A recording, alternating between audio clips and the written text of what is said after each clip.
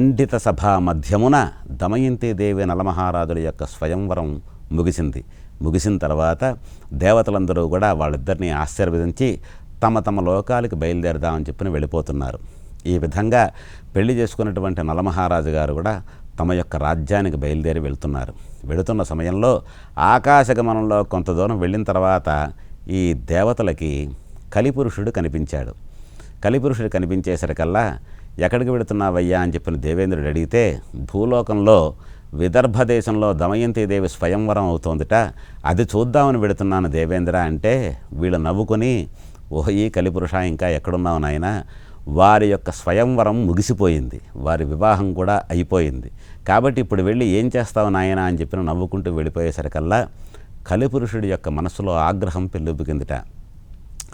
అందరూ వస్తానన్న సమయానికి ఏదో విధంగా అందరూ రాకుండా స్వయంవరం ఏ విధంగా చేసుకోగలిగారు, నన్ను అవమానించారు కదా అనే భావంతో ఈ యొక్క నలమహారాజు యొక్క రాజ్యాన్ని అంతటినీ పోగొట్టి భార్యావియోగం ఎప్పుడైతే కలుగుతుందో అప్పుడు కానీ అతని యొక్క శాస్తి జరగదని చెప్పి అనుకొని మనసులో అనుకొని ఈ నిషిధ రాజ్యానికి బయలుదేరాట ఈ యొక్క కలిపురుషుడు. ఈ విధంగా కలిపురుషుని యొక్క ప్రభావం వలన నలమహారాజు గారు ఏ విధమైనటువంటి దౌష్ట్యాన్ని అనుభవించాడో ఆ విషయాన్నే ఇప్పుడు మనం చెప్పుకోబోతున్నాం. ఈ నలదమయంతుల మీద కలి ప్రభావం ఏ విధంగా జరిగిందనేదే ఇప్పుడు మనం చెప్పుకోబోతున్నాం.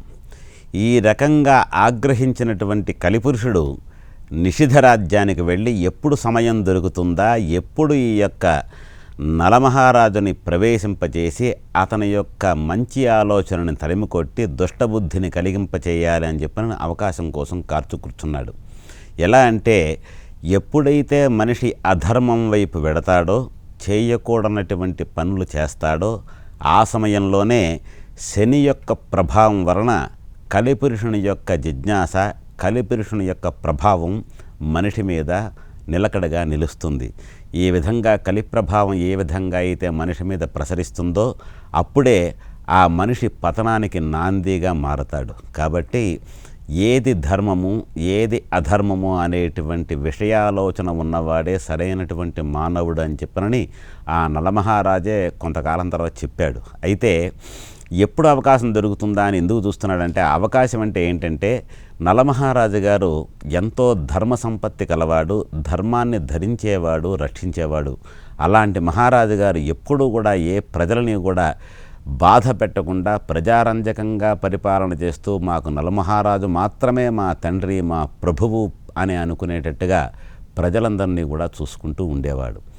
ఈ రకమైనటువంటి మహారాజు గారిని ఏ విధంగా చెయ్యాలి, ఏ విధంగా పట్టాలి అని చెప్పిన కలిపురుషుడు వేచి ఉన్న సమయంలో ఒకరోజు ఆయన వెళ్ళకూడనటువంటి ప్లేస్కి వెళ్ళి, ఒక పరిసరాలకు వెళ్ళి గబగబా తన రాజ్యానికి తిరిగి వచ్చి పాదప్రక్షాళన చేసుకోకుండా సమయం మించిపోతోంది కదా అని చెప్పినని సంధ్యావందనాది కార్యక్రమం చేయడానికి ఉద్యుక్తుడయ్యాడు. ఎప్పుడైనా సరే అశౌచంగా కానీ పాదప్రక్షాళన కానీ చేసుకోకుండా ఈ సంధ్యావందనాది కార్యక్రమాలు చేస్తే ఆ సమయంలో కూడా శని ప్రభావం తప్పకుండా ఉంటుంది అనడానికి ఈ మహారాజు గారి యొక్క చరిత్రే ఒక దృష్టాంతం. ఈ విధంగా ఆ మహారాజు గారు సంధ్యావందనం చేసే సమయంలో అప్పుడు కలిపురుషుడు ఈ యొక్క మహారాజు గారి యొక్క దేహంలోకి ప్రవేశించాట. ఆయన దృష్టి ఇంజెక్ట్ అయ్యిందనమాట. ఆ విధంగా లోపలికి వెళ్ళేసరికల్లా కలి ప్రభావం తనతో మొదలవ్వంగానే ఒక రకమైనటువంటి భావంలో ఈ యొక్క మహారాజు గారు ఉన్నాడు. అయితే ఈ మహారాజు గారి యొక్క పినతండ్రి కొడుకు అంటే దాయాదు వరసైన వాడు పొరుగు రాజ్యంలో ఉండేటువంటి ఒక మహారాజు గారు పుష్కరుడు అనేటువంటి వాడు ఇతనికి సోదర సమానమై ఉంటూ ఉంటాడు. అయితే కలిపురుషుడు ఒక బ్రాహ్మణ రూపంలో పుష్కరుని దగ్గరికి వెళ్ళి నలమహారాజు గారికి మంచి మంచి ఆటలన్నా జూదమన్నా చాలా ఇష్టము, మీరు ఏదో విధంగా అతన్ని జూదానికి పిలిచి అతని యొక్క రాజ్యాన్నంతా కూడా మీరు తీసుకోవచ్చని చెప్పేసరికల్లా ఈ పుష్కరుడు దురాలోచనతో బ్రాహ్మడి ఈ విధంగా చెప్పాడు కదా అని చెప్పానని అంటే ఈ నిషిధ రాజ్యానికి కబురు పెట్టి, ఇలా పలానా వాడిని పుష్కరుని నీ సోదరుణ్ణి మాట్లాడుతున్నాను, నేను నాతో మీరు జూదవాడడానికి రావాల్సిందిగా ప్రార్థిస్తున్నాను అని చెప్పేసరికల్లా ఆ కాలంలో ఎవరైనా ఒక ఆటకి కానీ విషయానికి కానీ విహారయాత్రకు కానీ పిలిస్తే వెళ్ళకపోతే అధర్మం, అది ఆ యుగధర్మం అన్నమాట. కాబట్టి ఆ యుగధర్మం ప్రకారం సోదరుడే కదా పిలిచాడనే విషయంతో తప్పకుండా వస్తానని చెప్పని నలమహారాజు గారు చెప్పారు. చెప్పిన తర్వాత ఈ నలమహారాజు ఆ పుష్కరునితో జోదం అనేటువంటి వ్యసనాన్ని ఆటని ప్రారంభించాడు. ఈ విధంగా ప్రారంభిస్తూ కొంచెం కొంచెం సరదాగా మాట్లాడుతూ మొదలైనటువంటి వ్యసనం ఎంతవరకు వెళ్ళిందయ్యా అంటే తన రాజ్యం మొత్తాన్ని పోగొట్టుకునేంతటి దుస్థితికి దిగజారిపోయాడు నలమహారాజు. ఏ విధంగా జరుగుతోందో, ఎందువల్ల జరుగుతోందో పోయే కొద్దీ కూడా పంతం పెరుగుతూ ఆ జూదంలో సర్వాన్ని కోల్పోయి రథ గజ త్వరగాలన్నీ కూడా, ఏనుగులు, మహామహా గోవులు ఇవన్నిటినీ కూడా పణంగా పెట్టి మొత్తానికి నిశ్చింతగా ప్రతి విషయంలోనూ ఆ పుష్కరుని వద్ద ఓడిపోయాడు. ఎందువల్లయ్యా అంటే కలి ప్రభావం వలన. ఏ వ్యక్తి అయినా సరే దీనికి నిదర్శనం ఏంటయ్యా అంటే నలమహారాజు చక్రవర్తి లాంటి వాడు ఇలాంటి వ్యసనానికి బానిసై ఏ విధమైనటువంటి దుర్భరమైన కష్టాన్ని అనుభవించాడో తెలిసి కూడా ఒక్కొక్కసారి మనమందరం కూడా ఏదో ఒక ప్రయత్నంలో వెళ్ళి ఏదో చేద్దాం, ఏదో సంపాదిద్దాం అనే విశేషంతో వెళ్ళి భార్య బిడ్డలకి, ఇంట్లో వాళ్ళకి, బయట వాళ్ళకి దూరం అయ్యేటువంటి అవకాశం ఎంత ఉందో ఈ నలమహారాజు గారి యొక్క చరిత్రే దీనికి దృష్టాంతం. ఈ విధంగా అన్నీ పోగొట్టుకుంటే ఈయన యొక్క భార్య దమయంతీదేవి ఇంట్లో దుఃఖిస్తూ నా భర్త ఇంకా ఏదో సంపాదిద్దాం, పోగొట్టుకున్న దాన్ని సంపాదిద్దామనే విషయంతో చాలా పోగొట్టుకుంటున్నాడు, ఏం చేస్తాం, ఇదంతా విధివ్రాత అని చెప్పిన దుఃఖిస్తూ ఉందిట.